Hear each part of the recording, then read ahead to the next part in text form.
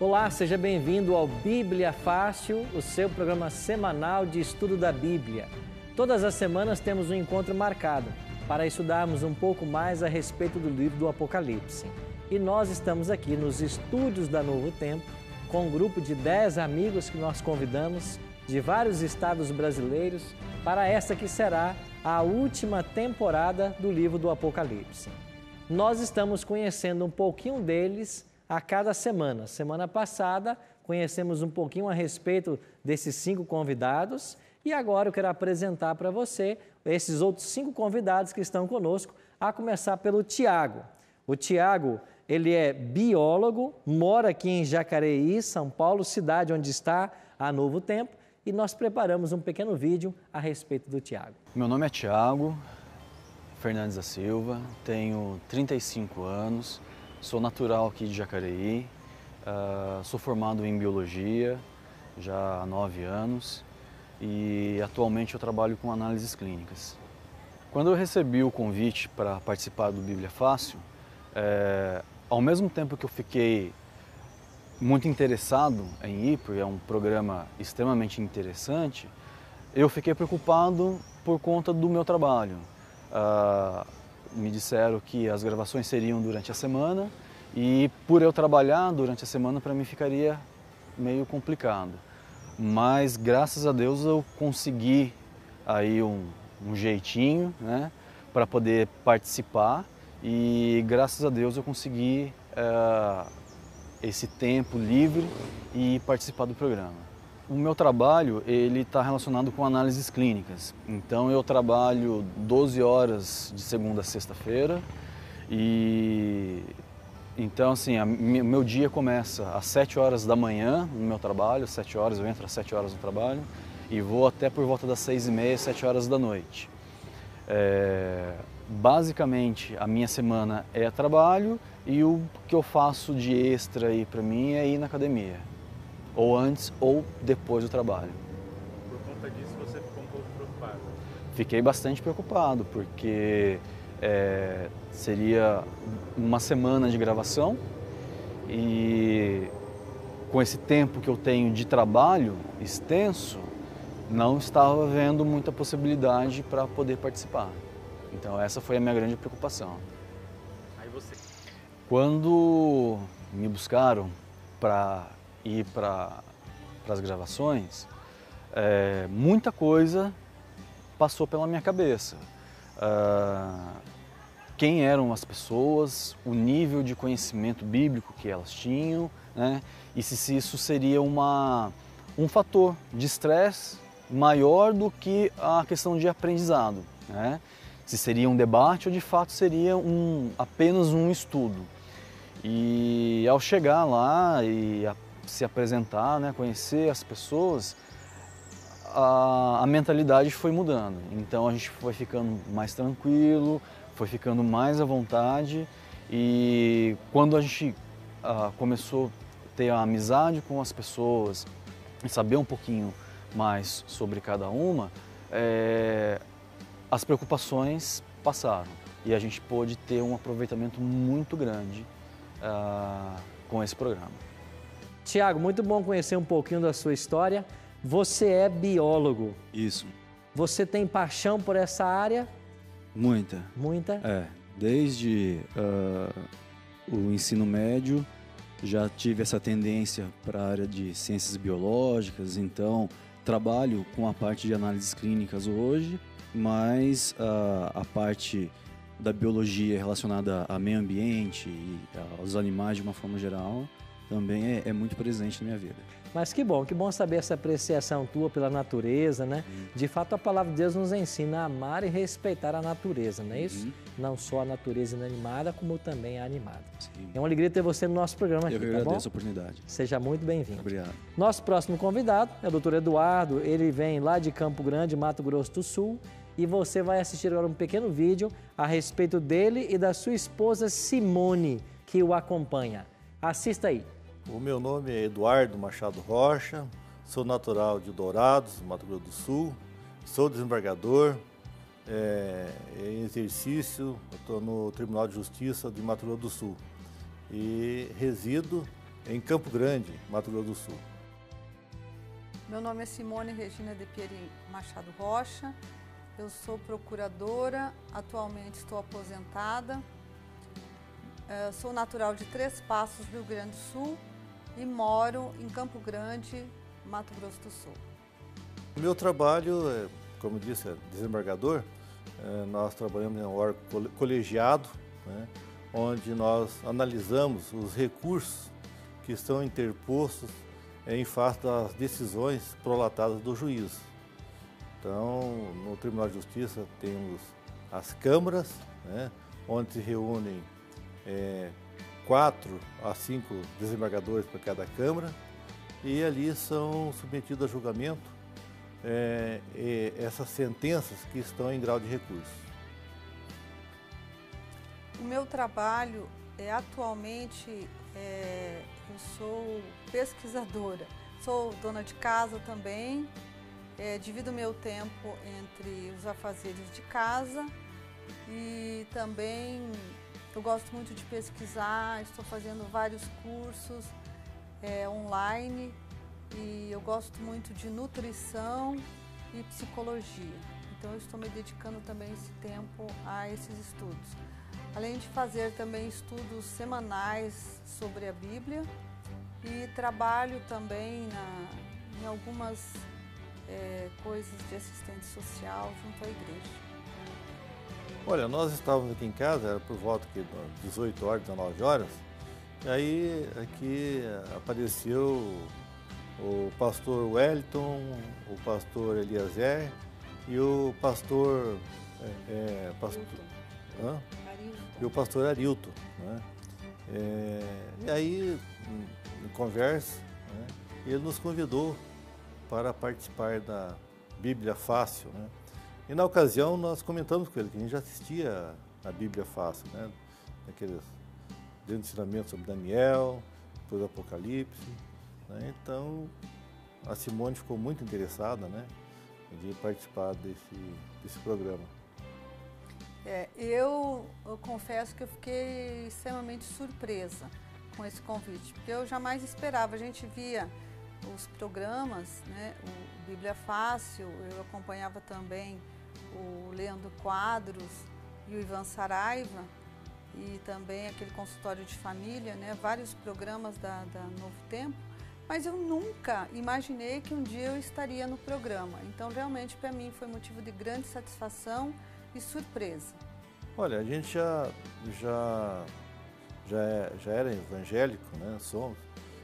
Nós somos da Igreja Presbiteriana do Brasil. Nossa conversão se deu em Dourados, né? na Igreja EPB Central, chamada Igreja do Relógio.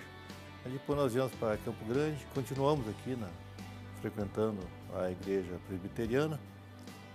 E já também tivemos alguns cultos, né, convido os pastores aqui, que já mencionamos o nome, na Igreja Adventista do Sétimo Dia.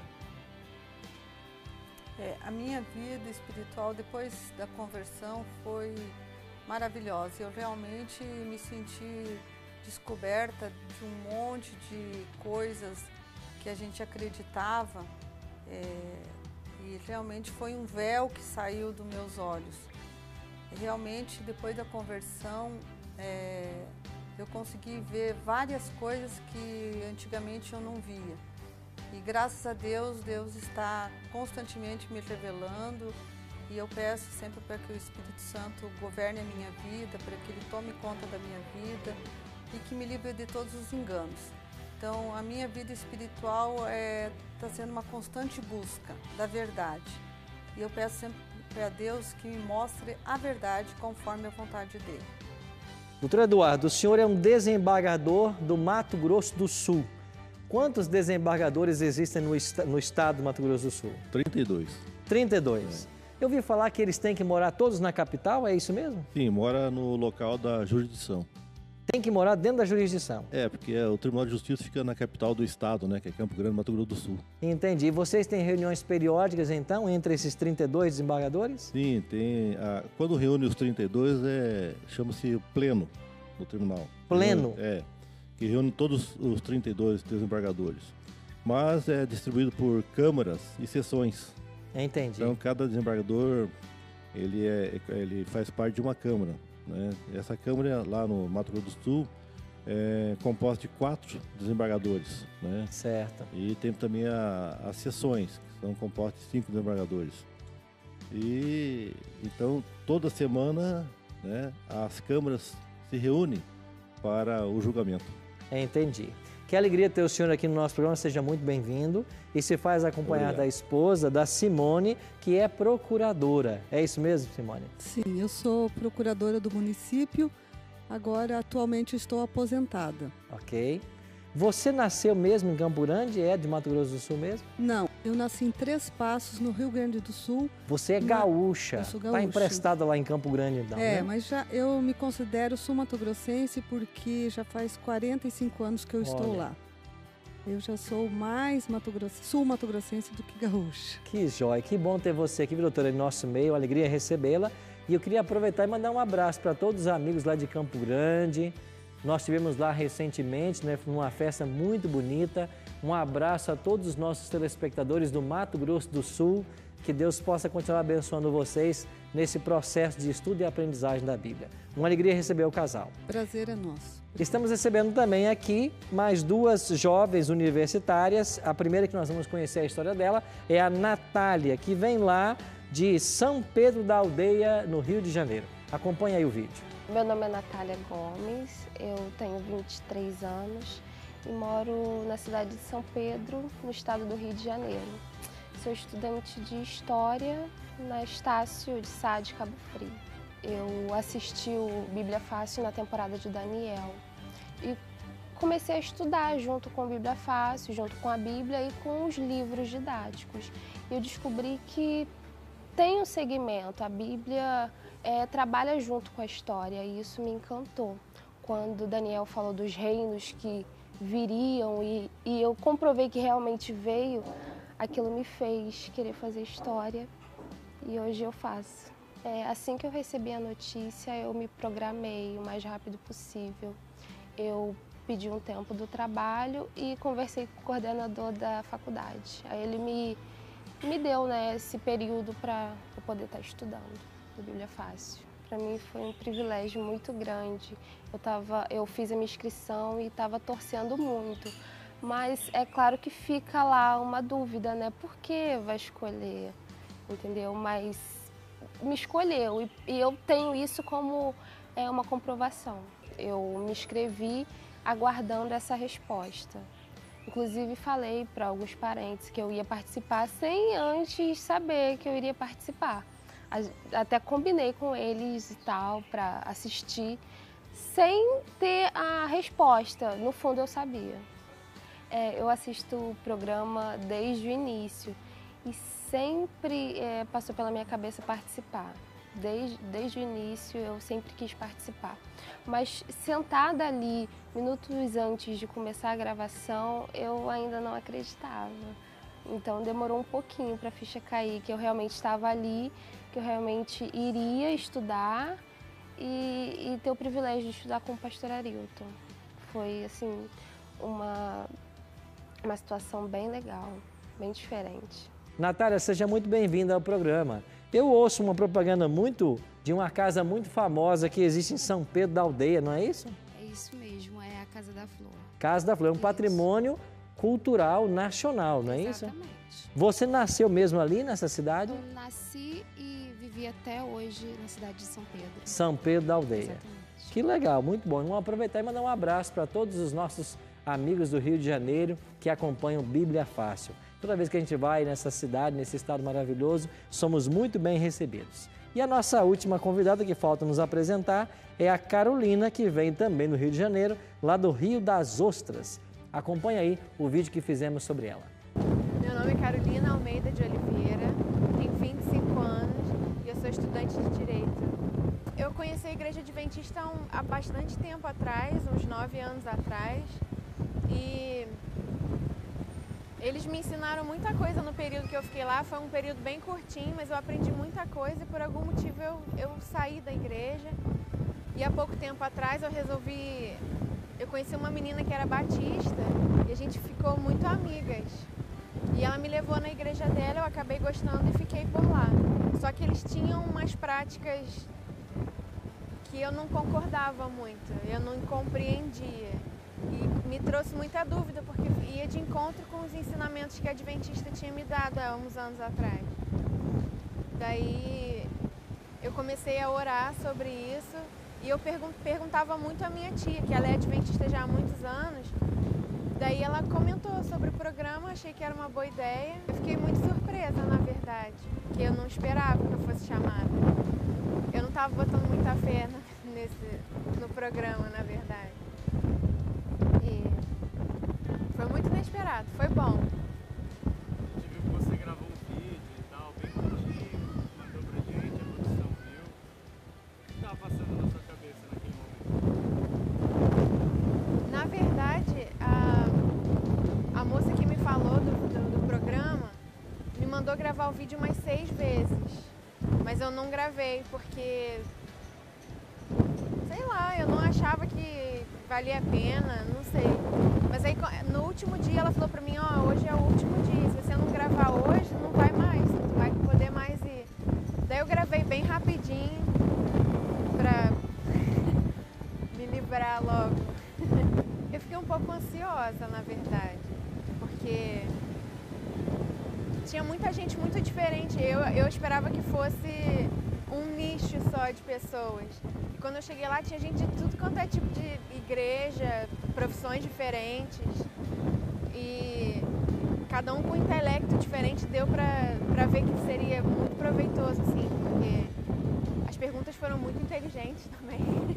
Carolina, que bom receber você aqui. Você nasceu mesmo ali em Rio das Ostras ou não? Não, eu nasci em Niterói. Em Niterói. Isso. E você está hoje cursando Direito. Isso. Que alegria poder receber. Como é que está o coração para esse estudo do Apocalipse aí? Aberto. Aberto. Pra receber. Mas que bom, viu? E eu não mencionei, mas a Natália estuda História. Que bom, nós vamos aqui voltar a vários fatos históricos e você vai se sentir em casa então. Muito bom receber vocês lá do Rio de Janeiro e receber você, que todas as semanas abre a sua casa para o estudo do programa Bíblia Fácil. Hoje vamos estudar o segundo tema do nosso programa, as 7 igrejas do Apocalipse, e eu queria convidar você para orarmos agora, pedindo a bênção de Deus para o estudo de hoje. Nosso Pai querido e Pai bondoso, nos reunimos mais uma vez para estudarmos a Tua Palavra e queremos suplicar a Tua bênção sobre nossas vidas, para que nós possamos ter a compreensão das mensagens que esse livro reserva para todos nós. Que o Teu Espírito esteja conosco, com cada telespectador que nos assiste nesse momento, para que nós possamos compreender a Tua vontade para a nossa vida. E é em nome de Jesus que nós te oramos. Amém. Pois bem, quero convidar você a tomar a sua Bíblia e vamos agora para Apocalipse, capítulos 2 e 3. Hoje vamos estudar a respeito das 7 igrejas do Apocalipse. Vimos na semana passada que o Apocalipse passou por várias etapas até chegar em nossas mãos. É uma revelação que nasceu no coração de Deus e Ele entregou para Jesus, que entregou para o seu anjo, que notificou a João e que recebeu a ordem de escrever e enviar para as 7 igrejas. Hoje vamos entender quais são essas 7 igrejas. Mas eu queria começar o programa de hoje lendo um texto muito especial, que é o versículo 3. Apocalipse capítulo 1, verso 3. Bem-aventurados aqueles que leem, aqueles que ouvem as palavras da profecia e guardam as coisas nela escritas, pois o tempo está próximo. Então, esse texto nos ensina de que há uma bênção para aqueles que estudam o livro do Apocalipse. Bem-aventurado quer dizer feliz.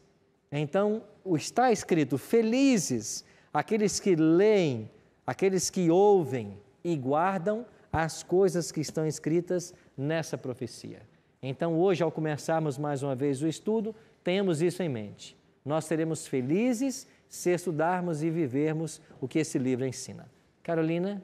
Pastor, o senhor disse que Deus deu a revelação a Jesus Cristo, mas eu aprendi que Jesus é um com Deus. Quando ele faz essa diferenciação na Bíblia, o que quer dizer? Você está certo. Lá em João capítulo 10, verso 30, Jesus disse assim: eu e o Pai somos um. Esse ser um é no sentido de unidade plena.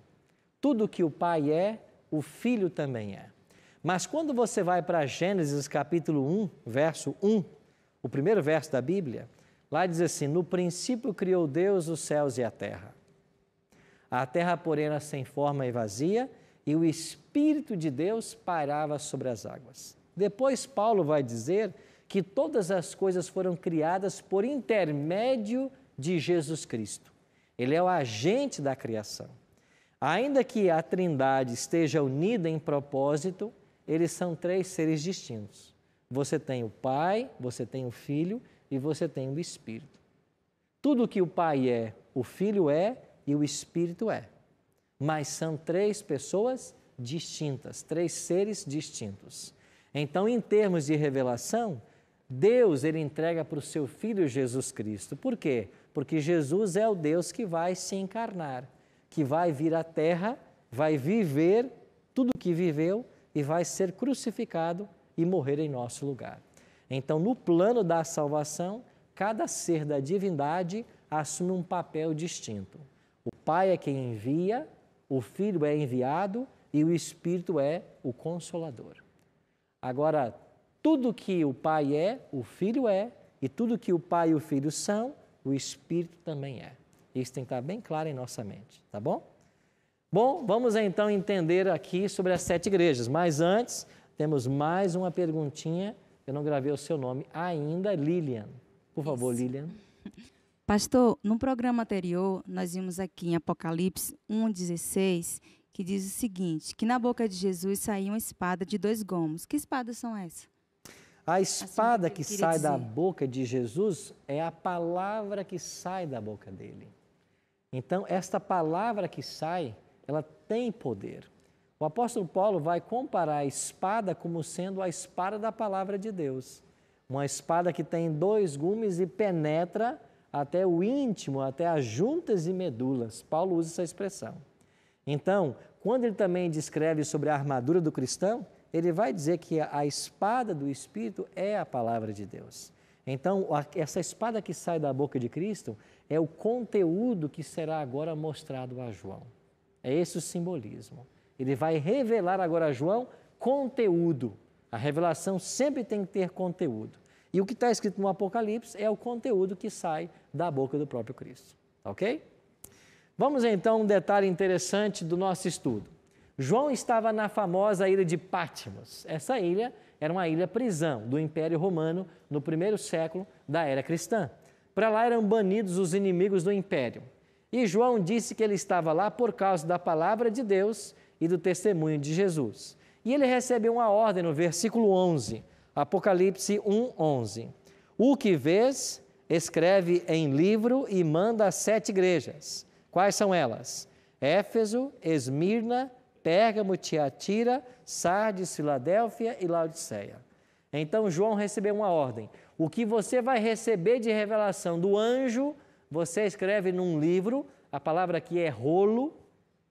Não tem a ideia de um livro como nós seguramos hoje. A ideia aqui é de um rolo, daquele pergaminho. Escreve num rolo e você vai mandar para 7 igrejas. Essas 7 igrejas que são mencionadas aqui eram igrejas que existiam nos dias de João. Eram todas igrejas cristãs, não eram as únicas. A Bíblia menciona no Novo Testamento outras igrejas além destas 7. Mas dentro das igrejas cristãs que existiam, no final do 1º século, Deus orientou João a endereçar o livro do Apocalipse para 7 delas. Por quê? Porque estas 7 igrejas que existiam nos dias de João, elas possuíam características que teria a igreja cristã ao longo de toda a era. Então, a igreja de Éfeso representa um período, seguida por Esmirna, por Pérgamo, por Tiatira, por Sardes, por Filadélfia e, finalmente, por Laodiceia. E nós iremos descobrir hoje de que nós estamos vivendo o período de Laodiceia. Então, como que essas igrejas viviam nos dias de João E como que isso se aplica aos nossos dias? Há um padrão nessa carta. E qual é o padrão que João obedece aqui? Você tem uma apresentação de Cristo para a igreja, depois Cristo elogia a igreja, depois ele reprova a igreja, depois ele dá um conselho e depois ele faz uma promessa. Nós temos uma pergunta aqui, temos outra ali, mas nós vamos para o intervalo. E quando voltarmos, vamos ouvir o que os nossos amigos querem perguntar ou contribuir. Daqui a pouquinho, estamos de volta.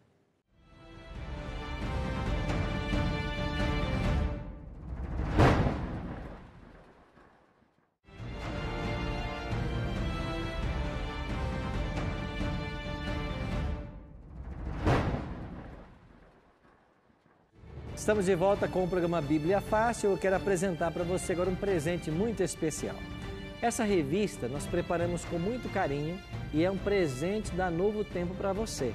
Ela contém todos os temas que vamos estudar aqui no Bíblia Fácil Apocalipse.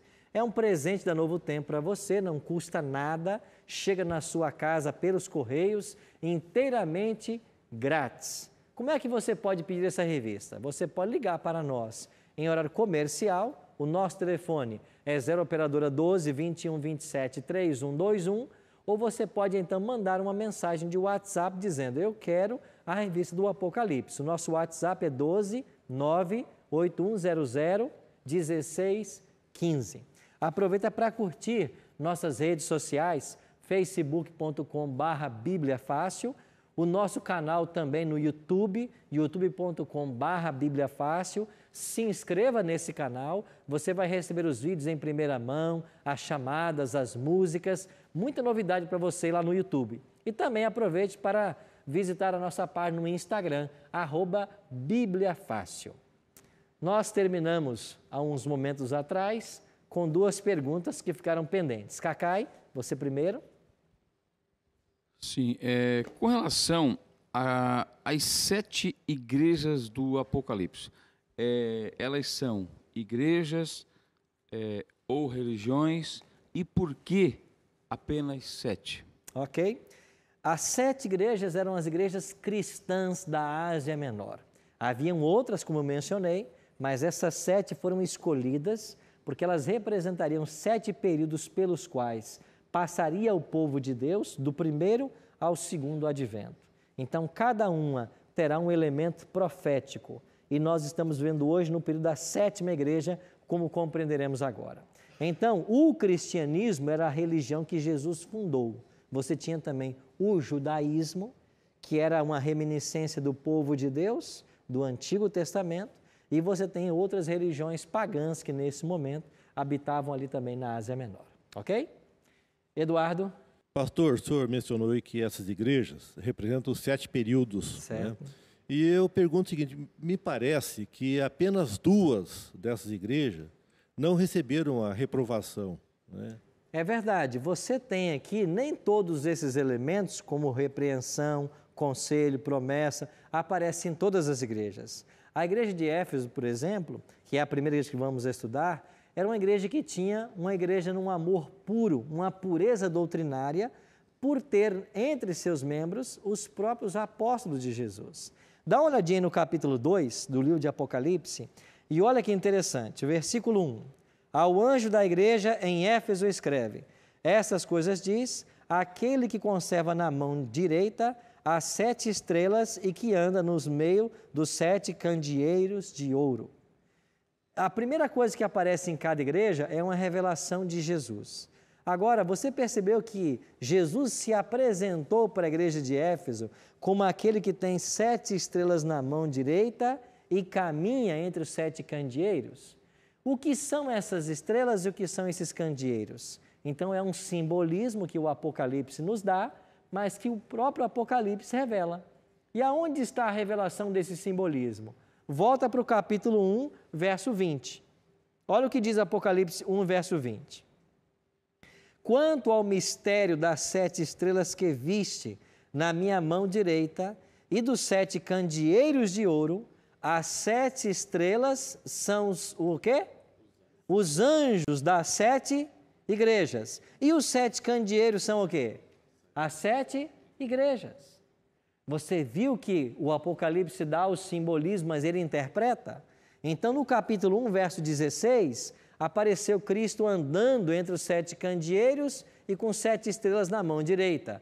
A mesma visão aparece no capítulo 2 agora. Só que o verso 20 do capítulo 1 explica: esses 7 candeeiros são as 7 igrejas e as 7 estrelas são 7 anjos. A palavra anjo quer dizer também mensageiro.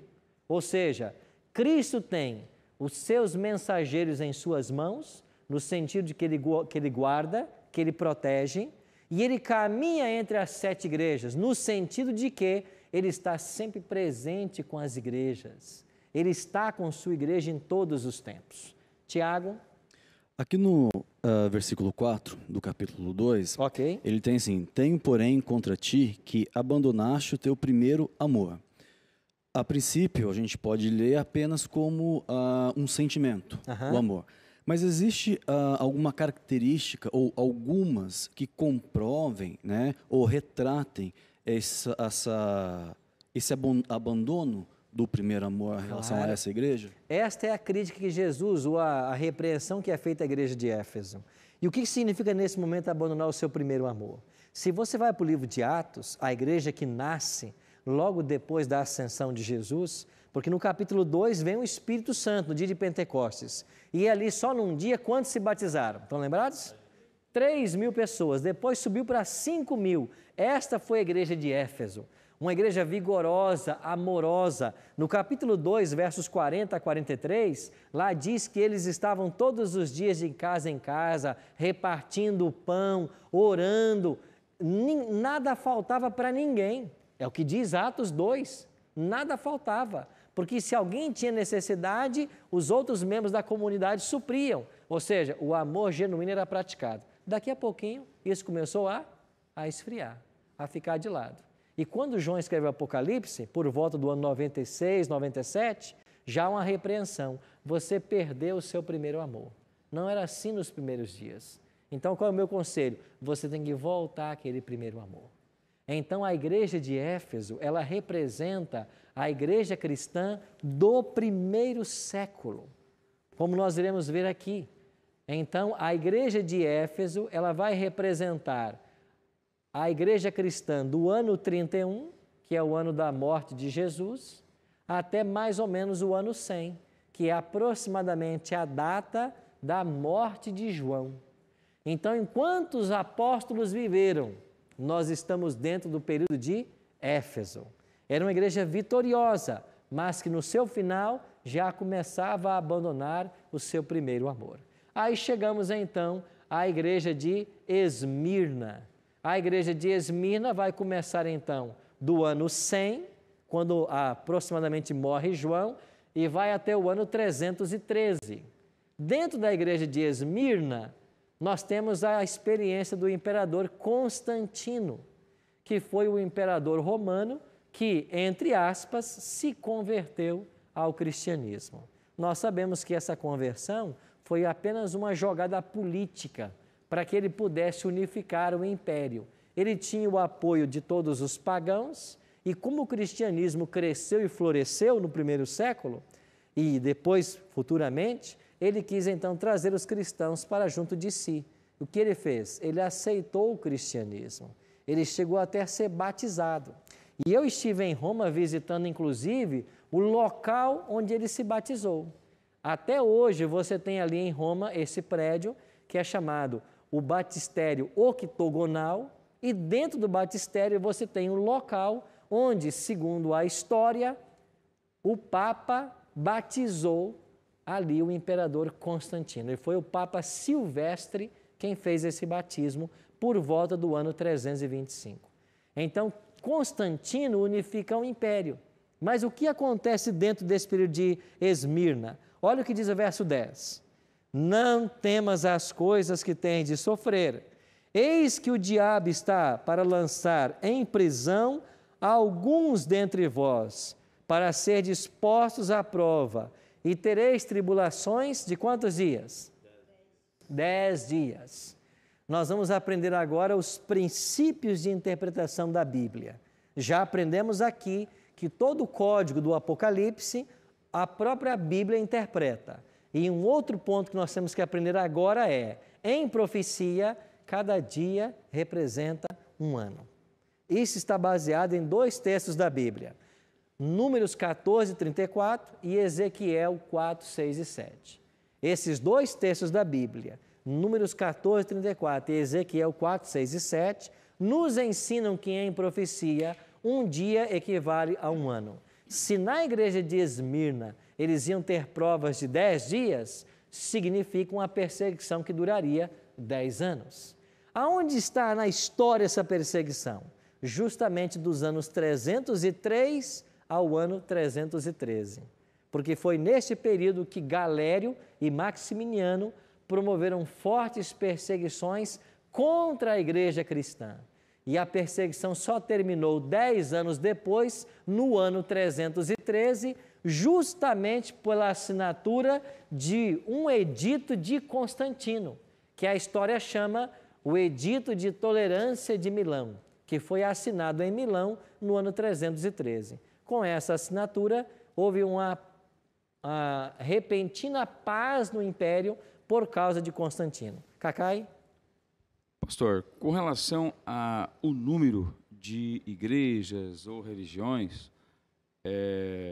a gente percebe que, infelizmente, a origem, praticamente, de todas as guerras que acontecem, que aconteceram e que acontecem hoje no mundo, é a desarmonia das religiões, né?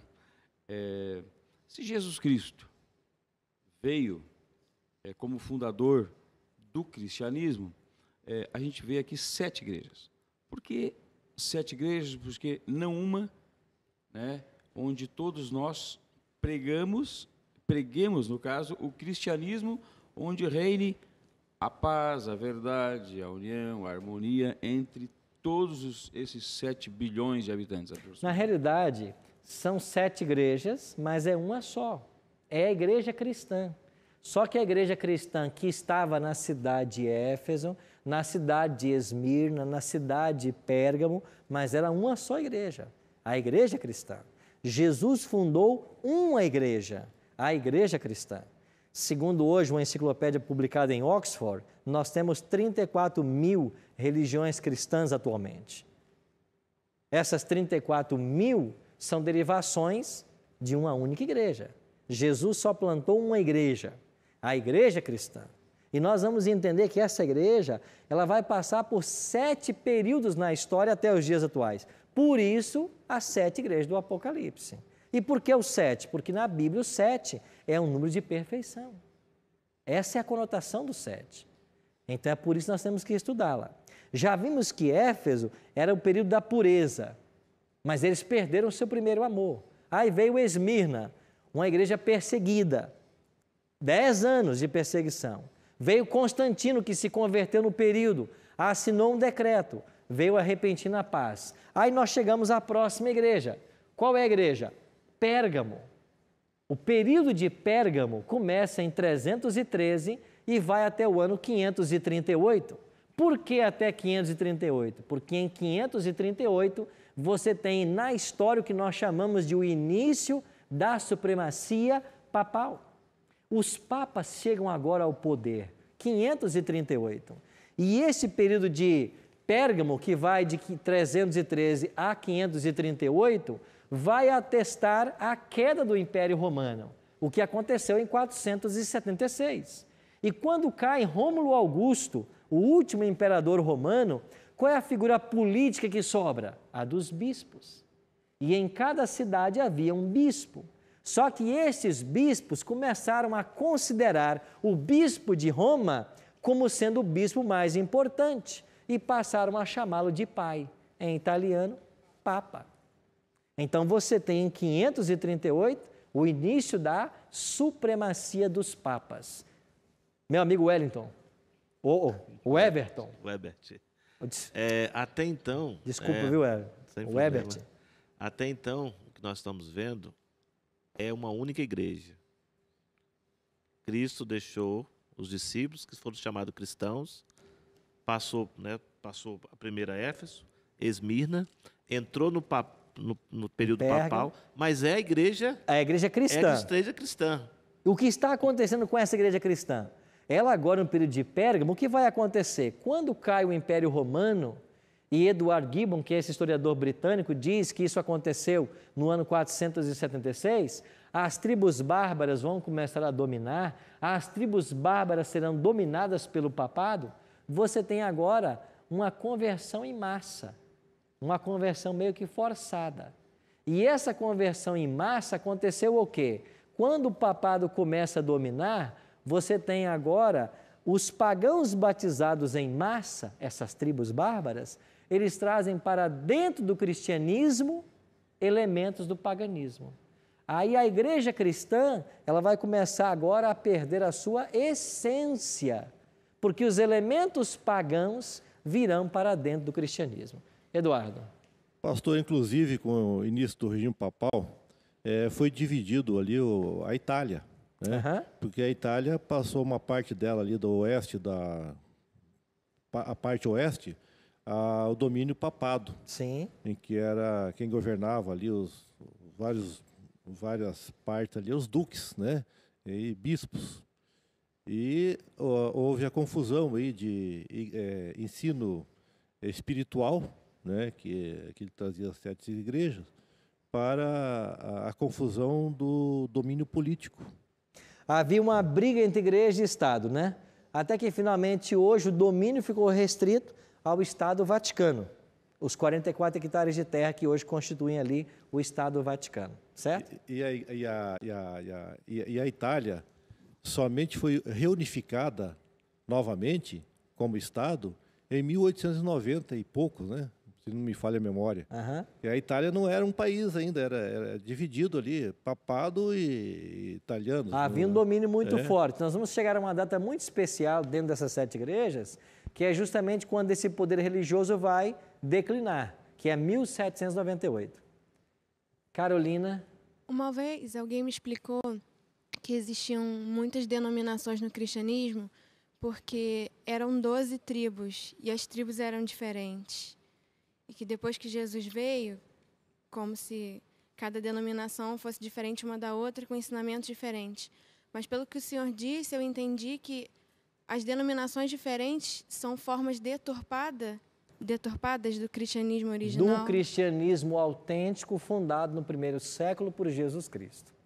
Então você tem Cristo fundando a igreja cristã, ela vai estar presente em toda a história até os dias atuais, e esta igreja vai sofrer influência externa, e ela vai viver momentos diferentes. E da igreja cristã, do seu ramo, do seu eixo principal, vão surgir várias afluentes, a começar no século XI com a igreja ortodoxa, século XVI com o movimento de reforma, e a partir daí com o surgimento do pentecostalismo, neopentecostalismo, e hoje mais de 34 mil religiões. Mas a vertente principal, ela tem que ser mantida. E o que nós queremos nesse programa é voltarmos a essa igreja do primeiro século, a essa igreja pura.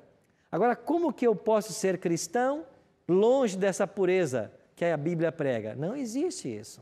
E como que eu posso ser cristão no sentido lato da palavra? Eu tenho que viver aquilo que Jesus ensinou. Porque se eu vivo o que está só na palavra, aí eu sou um cristão.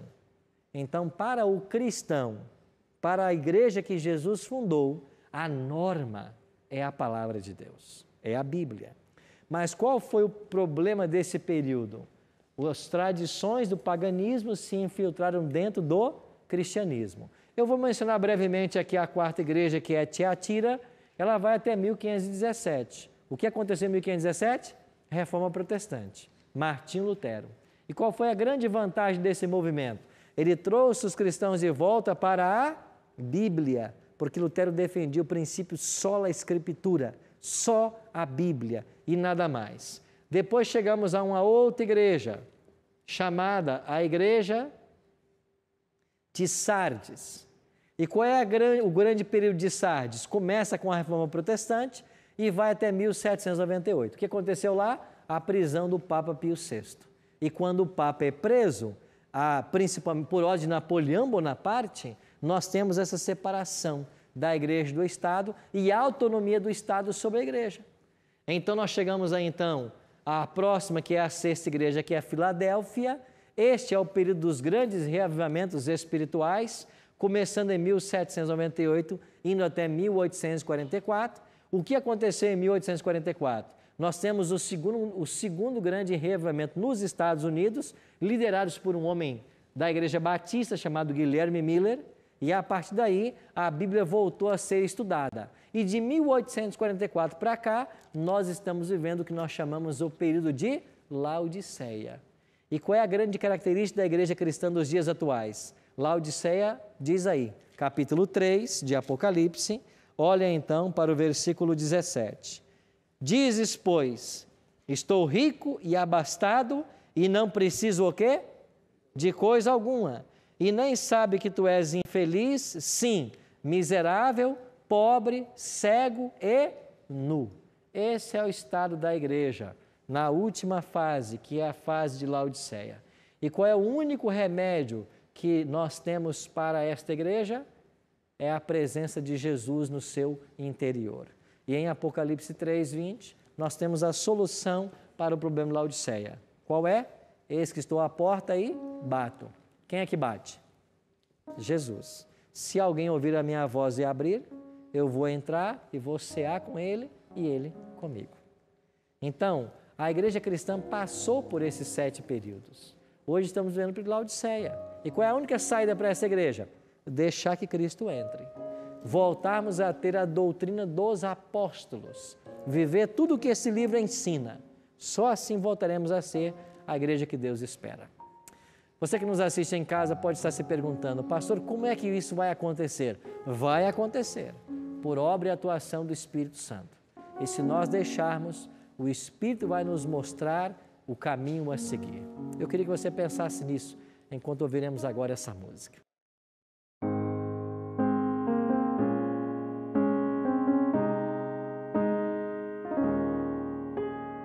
Como entender que um rei de amor eterno, um ser perfeito e justo, deixou seu reino de glória, se despiu de todas as honras, veio a este mundo apenas para me salvar. Não consigo entender a essência de um amor que, ao se entregar à morte, me garantiu eterno viver. Como entender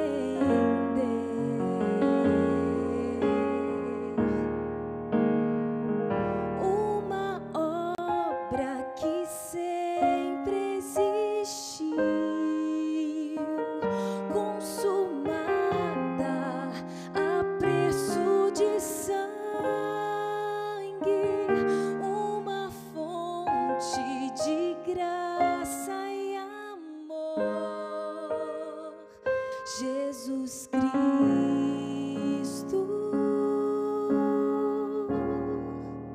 do mundo é o Salvador.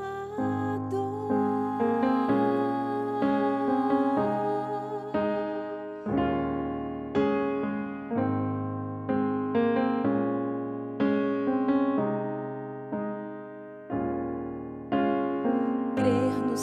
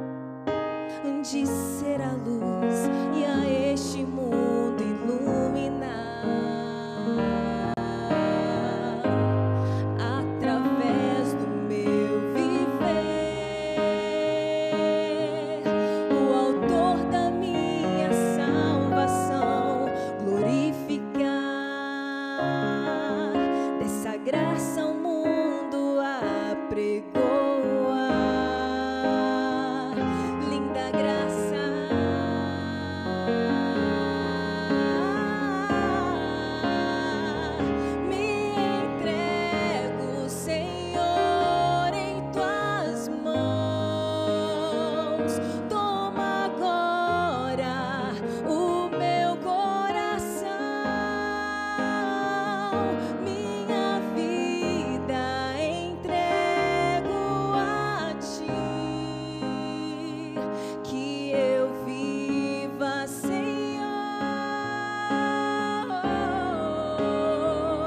me entrego, Senhor, em tuas mãos. Toma agora o meu coração,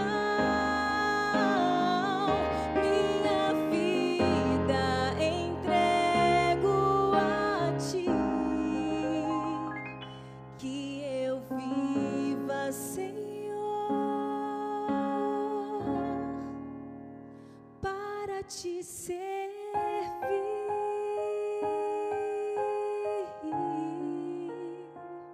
que eu viva, Senhor, para te servir.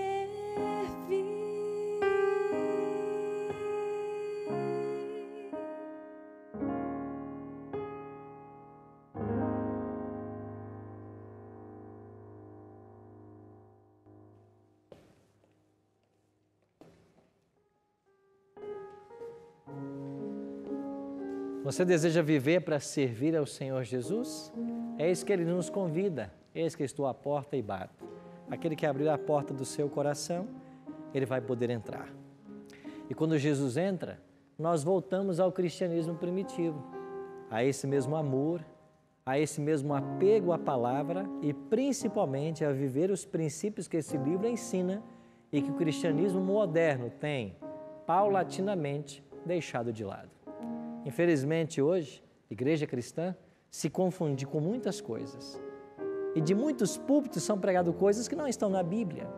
E muitas coisas da Bíblia são distorcidas, mesmo estando vivendo nós num país cristão como é o Brasil. Daí a necessidade cada vez mais nos aprofundarmos no estudo desse livro. E como Cristo acompanha a sua igreja em toda a história, como Jesus caminhava entre os 7 castiçais de ouro que são as 7 igrejas, Ele está caminhando até com Laodiceia. Ele está conosco, nós que vivemos o período de Laodiceia. E não precisamos ser laodiceianos. Nós podemos ter um espírito diferente. E o que vai definir isso é o nosso compromisso com a palavra. Se o meu cristianismo vive é o que esse livro ensina. Se o que eu faço é pautado por esse livro. E esse é o grande desafio para mim e para você. Compreender qual é a vontade de Deus revelada nesse livro e praticar somente ela. Por isso, se você tem no seu coração o desejo agora de conhecer mais esse livro e de praticar só o que ele ensina, de abrir o seu coração e de Jesus entrar, eu queria orar com você. Feche seus olhos e ore comigo. Pai Santo, obrigado pela tua companhia constante em todos os momentos da história da igreja. Obrigado por termos a esperança de que a porta do coração pode ser aberta e Jesus pode entrar. E quando Ele entra, Ele vem fazer morada. Ele nos purifica, Ele nos perdoa e Ele nos mostra o caminho a seguir. Queremos aprender a Tua vontade para a nossa vida. Queremos conhecer o Teu caminho e dessa forma nos prepararmos para a Tua volta. Esta é a nossa oração. Em nome de Jesus. Amém. Muito obrigado pela sua companhia no Bíblia Fácil de hoje. Semana que vem nos encontraremos para estudarmos o capítulo 4 de Apocalipse e aprenderemos mais sobre o trono de Deus. Eu espero você. Até lá.